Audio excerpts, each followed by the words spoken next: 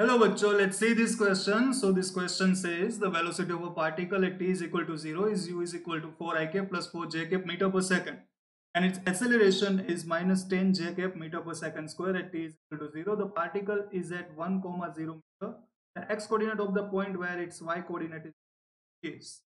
ठीक है बच्चों, तो यहाँ पे मोशन इन प्लेन का ये क्वेश्चन है. ठीक है, इस क्वेश्चन में हमें दिया गया कुछ डिटेल्स दी गई है कि जब t इज इक्वल टू 0 है, तो जब पार्टिकल अपनी जर्नी की शुरुआत करता है तब उस टाइम को हम मान लेते हैं t इज इक्वल टू 0.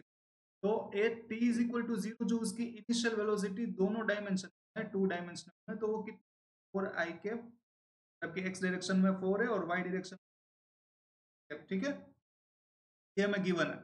और क्या दे रखा है, तो उसका एक्सेलरेशन जो होता है कांस्टेंट एक्सेलरेशन हुआ है माइनस 10 कैप मीटर पर सेकंड स्क्वायर. इसका मतलब ये जो एक्सेलरेशन है वो y डायरेक्शन में, मतलब कि x डायरेक्शन में उसका कोई एक्सेलरेशन नहीं है.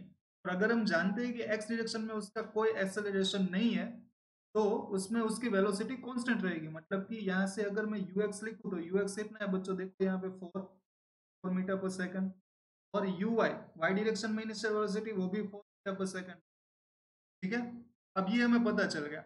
ये सारी चीजें थी at t is equal to 0. और एक चीज गिवन है at t is equal to 0, तो पार्टिकल इज एट 1, 0, मतलब कि x नोट और y नोट की वैल्यू गिवन है. x नोट है 1 और y नोट है 0. ठीक है, ये हमें गिवन. तो जब ऐसा टाइम कि जब उसका y कोऑर्डिनेट 0 है, y कोऑर्डिनेट देखो x equal to t is equal to 0 पे y कोऑर्डिनेट 0 है, लेकिन उसके अलावा कौन से टाइम पे y कोऑर्डिनेट 0 होगा, और जब वो y कोऑर्डिनेट 0 होगा उस टाइम पे उसका x कोऑर्डिनेट कितना होगा वो हमें फाइंड आउट करना है. ठीक है, तो पहले तो हम मान के चलते हैं कि उसका y कोऑर्डिनेट, वहां से हमें एक टाइम मिलेगा, उस टाइम की वैल्यू से हम उसका x कोऑर्डिनेट निकालेंगे. ठीक है बच्चों, देखो अब हमें पता है कि y कोऑर्डिनेट के लिए हम ये वाला इक्वेशन यूज कर सकते हैं, y minus y naught is equal to u y plus half a y t square. ठीक है, ये जो इक्वेशन था ना बच्चों, s is equal to u t plus half a t square, उसको हमने वाई डायरेक्शन में अप्लाई कर दिया. ठीक है, वाई डायरेक्शन में डिस्प्लेसमेंट कितना होगा, y minus y naught, initial velocity होगी यू वाई और एक्सेलरेशन होगा ए वाई. अब देखो हमें वाई कोऑर्डिनेट कितना चाहिए, 0.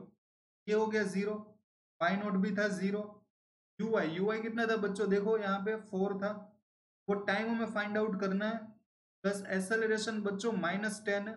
और ठीक है, तो यहाँ से कुछ चीजें निकल के आएगी, तो यहाँ से ये 5t स्क्वायर को अगर मैं उस साइड ले जाऊँ तो 5t square minus 4t is equal to 0 ऐसा कुछ आएगा. और यहाँ से बच्चों t अगर मैं कॉमन लेता हूँ तो आएगा 5t minus 4 is equal to 0. यहाँ से t की दो वैल्यू निकल के आएगी, एक तो t इज इक्वल टू 0 और एक आएगा t is equal to 4/5 second. ये दो टाइम ऐसे आएंगे जब उसका y कोऑर्डिनेट 0 होगा. अब ये तो हमें पता था, ये तो गिवन है, देखो t is equal to 0, y coordinate उसका 0 था. तो दूसरा कौन सा टाइम निकल गया कि जब उसका y कोऑर्डिनेट 0/5 सेकंड, जबकि 0.8 सेकंड. अब इस टाइम पे उसका x कोऑर्डिनेट कितना होगा वो मैं फाइंड आउट. ठीक है, तो x कोऑर्डिनेट अगर मुझे फाइंड आउट करना है तो हम ये इक्वेशन यूज करते हैं, x minus x naught is equal to u x t plus half a x t square. ठीक है बच्चों, जो हमने y के लिए यूज किया था वो इक्वेशन अब हम x के लिए यूज करेंगे. x कोऑर्डिनेट कितना होगा हमें फाइंड आउट करना है. इनिशियली x कोऑर्डिनेट था 1, यू एक्स की वैल्यू बच्चों है 4, टाइम हमें मिल चुका है 4/5 प्लस हाफ, क्योंकि एक 0 है. ठीक है, तो यहाँ पे टाइम की वैल्यू रखने की जरूरत नहीं क्योंकि वो पूरा टर्म 0.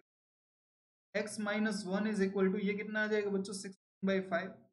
यहाँ से x की वैल्यू आ जाएगी 16/5 प्लस 1, तो ये हो जाएगा 16 प्लस 5 हो जाएगा 25/5. तो आप डिवाइड करोगे तो आपका आंसर निकल के आ जाएगा 4.2. ठीक है, तो जिस टाइम पे का y कोऑर्डिनेट 0 है उस टाइम पे उसका x कोऑर्डिनेट कितना आ रहा है, 4.2 मीटर. तो ये हमारे कौन से ऑप्शन से मैच हो रहा है, तो हमारा ऑप्शन आ रहा है ऑप्शन नंबर 3, ये हमारा करेक्ट आंसर होगा. तो आई होप कि बच्चों आपको ये क्वेश्चन समझ में आया होगा. Thank you so much.